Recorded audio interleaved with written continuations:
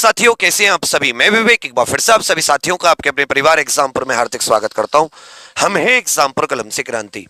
मैं आप सभी से, अब जानते हैं कि एसएससी का रिजल्ट आया। आप लोगों ने बहुत मेहनत की और आप में से जो बहुत सारे लोगों ने मेहनत की परंतु वो मन माफिक परिणाम नहीं आ पाया। तो मैं आपसे पूछूंगा सबसे पहले कि आपका स्कोर क्या रहा, आपका स्कोर क्या रहा। सबसे पहले आप सभी लोग कमेंट्स में मुझे बता दीजिए कि आपका स्कोर क्या था।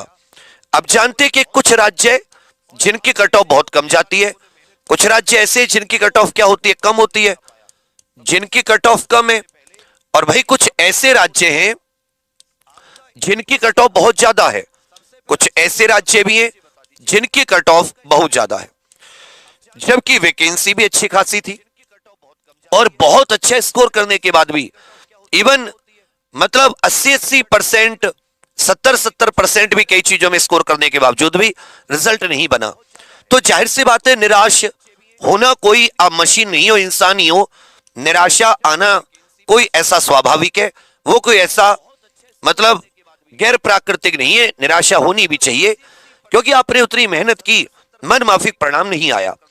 लेकिन एक चीज यहां पे मैं आपसे बताऊंगा कि दो चीज होते, एक होते वीर, ठीक है भैया, और एक होता है आम इंसान।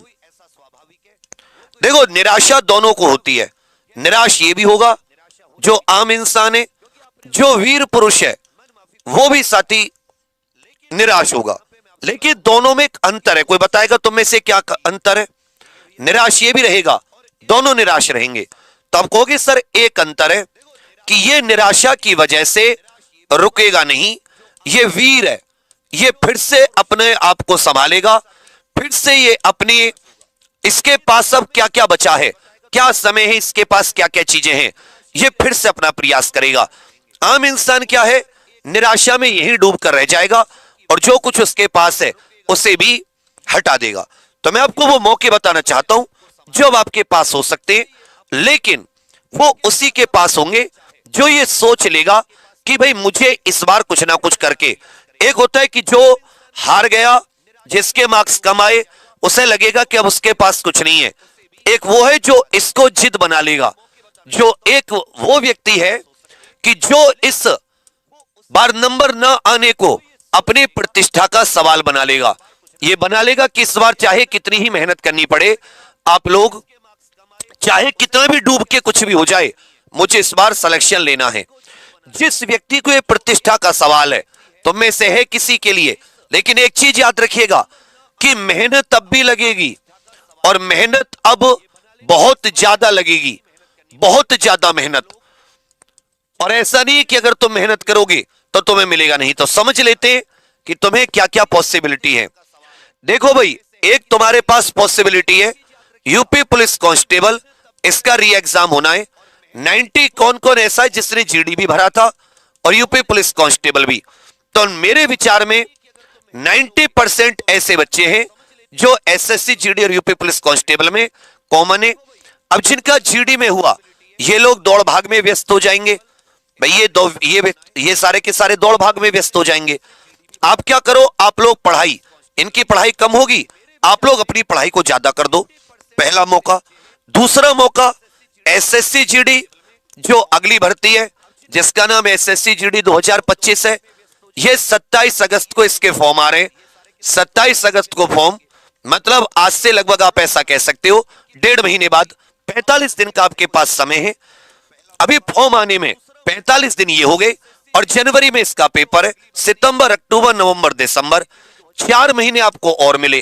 तो अब आपको लगभग 165 के करीब दिन मिल गए। अब आप ये नहीं कह सकते कि दिन कम थे, आप पूरी ताकत झोंक सकते हैं। मैं फिर से कह रहा हूं, आप सब मेहनती हैं, आप सब में दिमाग भी है।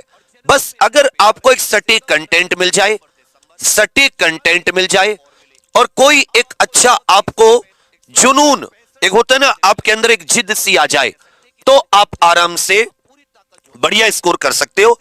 स्कोर करना ही जो जितनों ने किया है, ये आपके जैसे जिनका कट ऑफ में आया है। तीसरा साथी, आप सभी लोग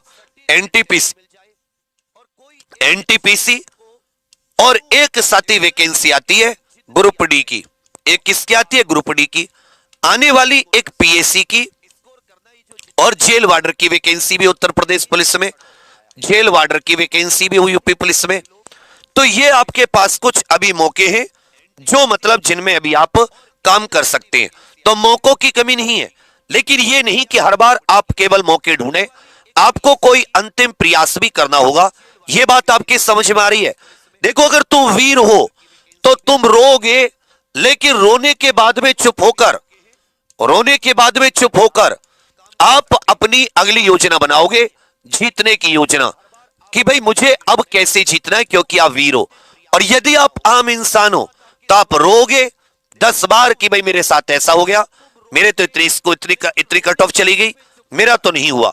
लेकिन एक बात बताओ कि क्या आपके रोने से आपको परिणाम मिलेगा? मुझे यस या नो करके बताओ, क्या आपके रोने से आपको परिणाम मिलेगा? आप में से एक भी ऐसा नहीं जो कहे कि हां मिलेगा, सब कहोगे नहीं मिलेगा। अगर मैं पूछूं परिणाम कैसे मिलेगा, परिणाम कैसे मिलेगा? योजनाबद्ध दोबारा से योजना बनाकर पढ़ाई करने से या रोने से? तो तुम कहोगे सर एक अच्छा सा योजना, एक अच्छा सा प्लान बनाकर पढ़ाई करने से मिलेगा। ये तुम्हारे पास मौके हैं, अगर तुमने इन मौकों को भुना लिया तो तुमसे बेस्ट इनसे भी बेस्ट होगे। मेरे एक दोस्त की तुम्हें बताता हूं, एक स्टूडेंट था। अब उस स्टूडेंट का, उसके जितने साथी थे, किसी का यूपी पुलिस कांस्टेबल में हो गया, किसी का साथी और दिल्ली पुलिस में हो गया मान लो, और किसी में हो गया जैसे मान लो अपना एसएससी जीडी में हो गया। इस प्रकार से उसके जितने उसके मित्र थे, उसके सारे मित्रों का हो गया। समझ रहे मेरी बात?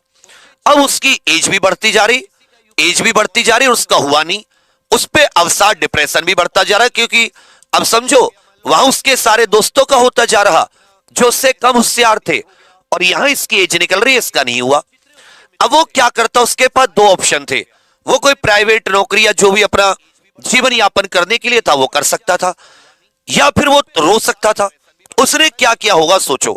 बच्चा, एक भर्ती आ जाती है दिल्ली पुलिस कांस्टेबल की, उसने अपने आप से बात की, अपने आप को समझा और कहा कि भाई कमियां क्या क्या हैं, और अपने आप से वादा किया। क्या किया? अपने आप से वादा किया कि भाई इस बार मैं पागलों की तरह मेहनत करूंगा। बच्चा, उसका उस बार की दिल्ली पुलिस कांस्टेबल की भर्ती में हो गया। जिसका कम से कम 10 भर्तियों में नहीं हुआ था, उसका आगे जाके दिल्ली पुलिस कांस्टेबल में। अब ये थोड़ा देर तो ऐसे लगी, पर क्या इन सबसे बेस्ट नहीं रहा ये? यस या नो करके बताओ। अब कोई कह रहा है सर मैं 0.4 से रह गया। मेरी बात ये सुनो, 0.4 से बच्चा ये लास्ट बच्चे की कट ऑफ है। जो तुम कट ऑफ के मार्क्स देखते हो ना, ये कट ऑफ, ये लास्ट स्टूडेंट की कट ऑफ है। किसकी? लास्ट स्टूडेंट की, जो अंतिम पायदान पे है। आप उससे क्या कंपैरिजन कर रहे हो? एक जो आपको उसने पेपर बनाने वाले ने टारगेट दे दिया, आप इस टारगेट को क्यों नहीं देख रहे? तुम तरीके से तैयार करो, तुम मुझसे अच्छे से सिलेबस समझ लो, सिलेबस समझ लो केवल अच्छे से, जहां मन करे वहां पढ़ना। अगर तुम बढ़िया मार्क्स ना लाओ तो बता देना।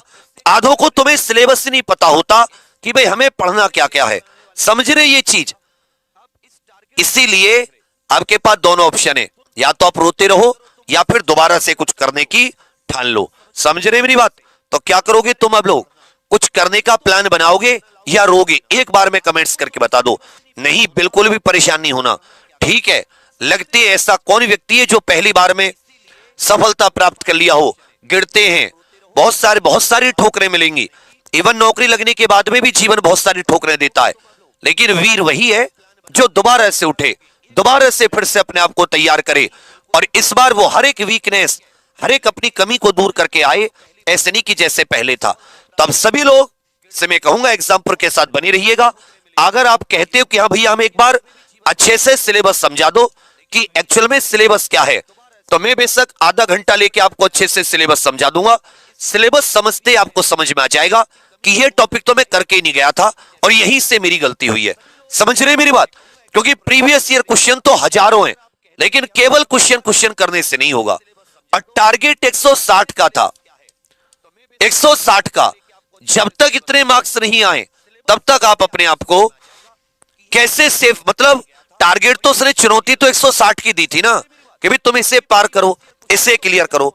तो इस बार एक बार अच्छे से सिलेबस को आप लोग पढ़ लो और फिर अपनी रणनीति बनाकर कि भाई मुझे अब इतना टाइम देना है और फिर अपने आप को जिद पर लेकर, एक मेरे साथ भी सेम टू सेम हो चुका, कई साल कोई हो ही नहीं रहा, कुछ हो ही नहीं रहा, फाइट बैक करो। पर मुझे पता थी मेरी कमियां कहां हैं, और जब उन कमियों को दूर किया तो उसके बाद में आप देखोगे कि रैंक आई। समझे मेरी बात? तो इसलिए आप सभी साथी ध्यान रखिएगा कि इस बार आपको मेहनत ऐसी करनी है कि माता पिता गर्व से कहे कि ये मेरा पुत्र मेरी पुत्री है जो इतनी मेहनत कर रहा है, और तुम्हारी मेहनत बता देगी तुम्हारा एग्जाम निकलेगा नहीं निकलेगा। मैं हजारों बच्चों से बात करता हूं, इतने सारे बच्चों से, वो कई बच्चे अपने मुंह से बता देते हैं कि सर मेरी इतनी मेहनत चल रही है, मैं एग्जाम निकाल लूंगा, और कई उनके चेहरे को पढ़ के लग जाता है कि ये व्यक्ति भी मेहनत नहीं कर रहा। इसलिए जब मेहनत करते हो ना, आत्मविश्वास होता है पेपर देते जाते समय कि ये एग्जाम में निकाल के आऊंगा। समझे? तो मैं आपको सिलेबस समझा दूंगा, हिम्मत मत हारो, उठो फिर से, करो फाइट बैक। बोलो करोगे? लड़ो एक बार फिर से अपनी नाकामियों से, और याद रखिएगा, लड़ो तो नाकामियों को जीतने मत देना, लड़ो तो नाकामियों से हार मत जाना।